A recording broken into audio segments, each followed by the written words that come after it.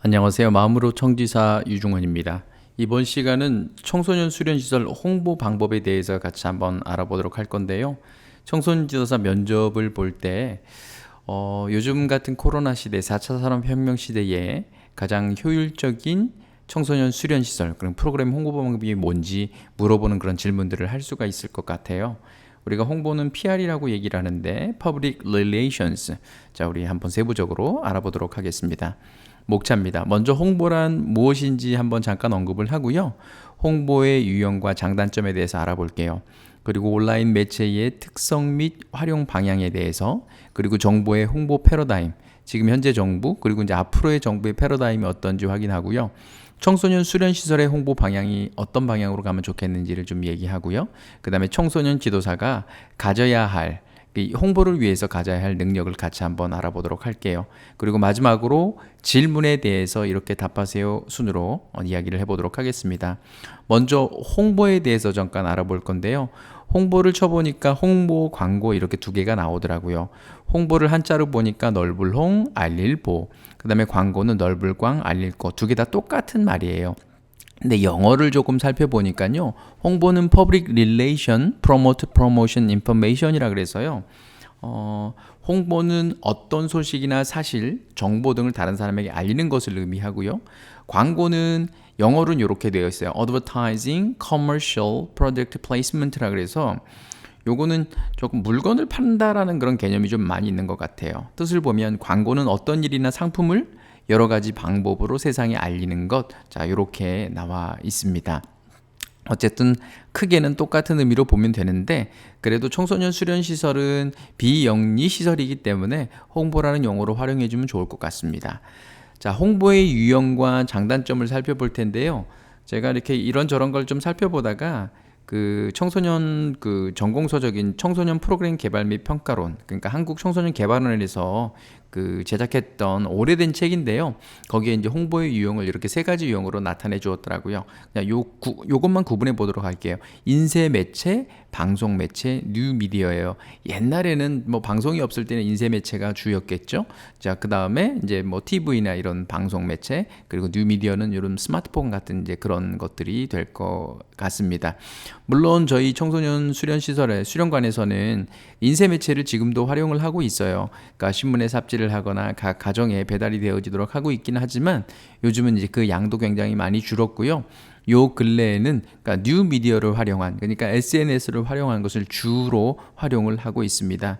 방송 같은 경우는 실제 비용이 너무 많이 들기 때문에 일반 수련 시설 같은 경우는 지역 방송도 거의 활용을 하지 않는다라는 거 여러분들 참고하시기 바랍니다. 온라인 매체의 특성 및 활용 방안이에요. 요 내용은요, 문화체육관광부가 2014년도에 한번 조사하고 연구 자료로 내놨던 내용인데요. 우리가 온라인 매체라고 하면 여러분 다 알다시피 뭐 트위터나 페이스북이나 유튜브나 블로그나 카카오톡, 카카오 스토리 같은 이런 매체들은 우리가 온라인 매체, 특히 SNS라고 얘기를 하는데요. 트위터는 이런 특징이 있대요. 이 정도 특징은 좀 알아두면 좋을 것 같아요. 글자 수가 제한되어져 있고 실시간 확산 속도와 파급력이 엄청나게 크대요. 팔로워가 많을수록 리트윗, 그러니까 재배포하는 기능이 굉장히 활발하다라는 것을 여러분 아시면 좋을 것 같고, 스마트폰으로 활용을 할 때 가장 많이 활용하는 방법 중에 하나입니다. 자, 페이스북입니다. 페이스북은 뭐 댓글을 달고 뭐 하는 그런 쌍방향 소통과 동시에 깊은 정보의 전달력, 그러니까 정보의 양도 조금 더 광범위하고 자세하게 넣을 수 있다라는 거예요. 요거는 또 유튜브하고 연계를 해서 유튜브 영상을 여기에 연계도 할 수 있죠. 자, 그 다음에 세 번째가 유튜브인데요. 유튜브 채널 자체뿐만 아니라 아까도 말씀드렸듯이 페이스북이나 카카오톡 등을 통해서 영상을 이렇게 확산하는 데 굉장히 도움이 많이 된다고 합니다. 그 다음에 블로그입니다. 블로그는 뭐 온라인상의 웹상으로 보는 건데 요즘은 많이 줄어들고 있는 그런 추세이고요. 뭐 기존에 이제 확보되어져 있는 그 블로그를 활용을 하기 위해서는 좀 많이 도움이 될 수 있다라고 합니다. 맛집이나 이런 거 검색할 때 저희가 블로그 많이 보잖아요. 청소년들이 여러분 청소년들이 놀 수 있을 만한 그런 장소를 검색할 때 또 블로그를 활용할 수 있는 것들을 판단해 본다면 블로그도 버릴 수 없을 만한 그런 도구가 아닌가 생각이 되어지고요. 마지막으로 카카오톡입니다. 카카오톡은 어쨌든 상호 간에 서로 협의가 이루어진 상태에서 소통을 하는 거잖아요.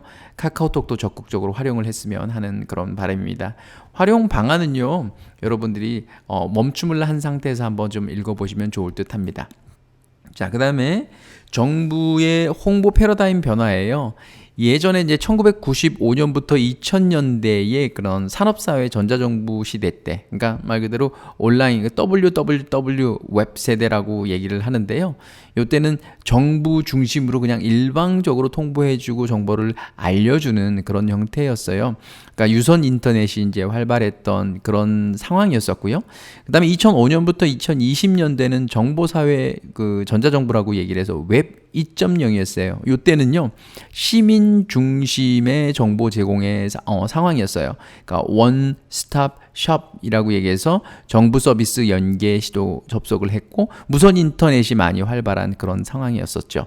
2015년부터 2020년대는 스마트 사회 전자정부라고 얘기를 해서요. 리얼 월드 웹이에요. 정말 실제의 상황처럼 온라인이 이렇게 활발하게 움직여지는 그런 상황인데요. My Government, 그러니까 개인별 정부 서비스 포털을 운영을 했었고요. 지금은 이제 유무선, 그러니까 모바일을 통해서 굉장히 소통을 많이 하고 있다는 그런 상황인 거죠. 2020년부터 코로나가 발생을 했잖아요.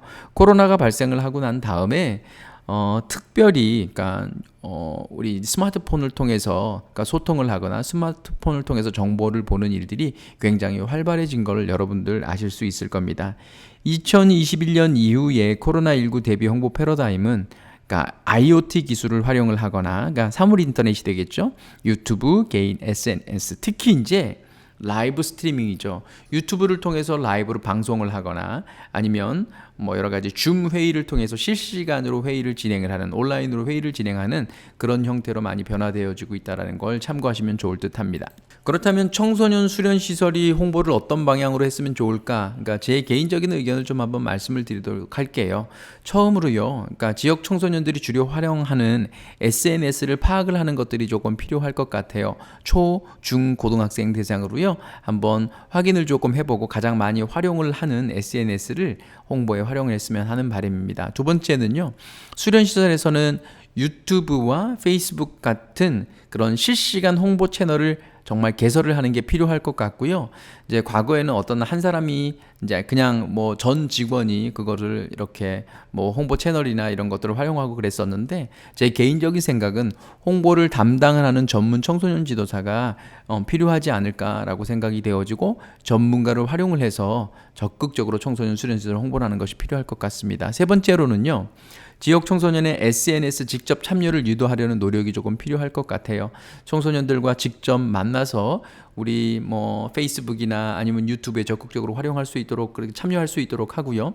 실제는 행사나 프로그램을 진행을 할 때 이제 우리가 유튜브를 통해서 실시간 행사들을 진행을 하게 되는데, 그런 계기들을 통해서 청소년들이 구독하고 또 좋아요를 누를 수 있는 그런 상황을 만들어주는 게 필요할 것 같습니다. 네 번째로, 청소년 자녀를 둔 학부모를 SNS를 통해서 가입을 유도를 하고 유튜브에 직접 가입을 유도를 해서 실시간 소통을 통해 가지고 또 학부모들과도 공감대를 형성하는 것이 필요할 것 같습니다. 마지막 다섯 번째로요, 교육청과 학교와의 긴밀한 관계를 통한 공적 홍보는 반드시 병행이 되어야 될 것 같습니다.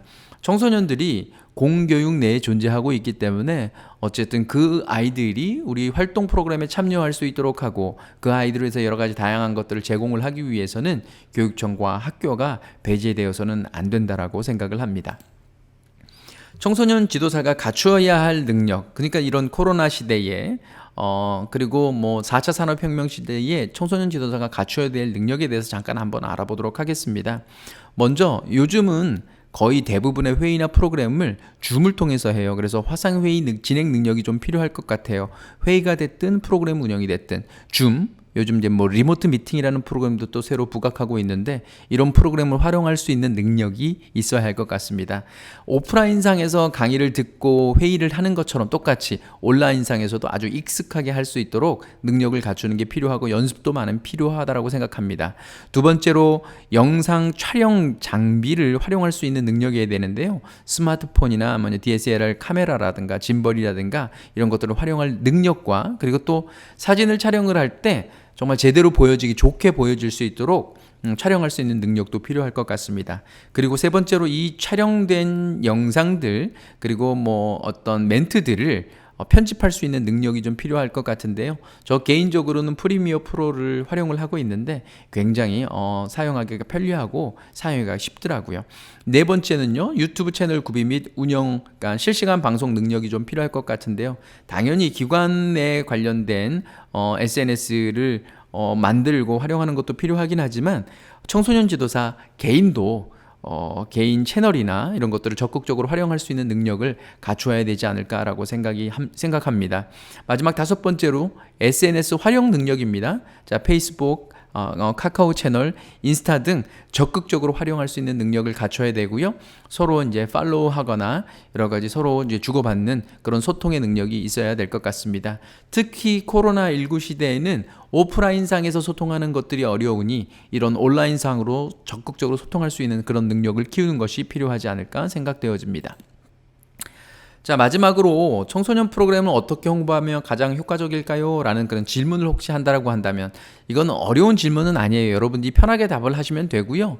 제가 뭐 그냥 답을 하나 드리자면 그냥 뉴 미디어를 적극적으로 활용하는 타겟팅 홍보, 그러니까 청소년 타겟팅 홍보가 필요하겠습니다. 청소년들이 가장 많이 활용하는 SNS, 그러니까 유튜브나 페이스북이나 인스타 등을 적극적으로 활용하는 것이 가장 효과적일 것 같습니다. 이렇게 답을 하면 될 것 같습니다. 이 동영상을 보셨기 때문에 여러분은 합격이십니다.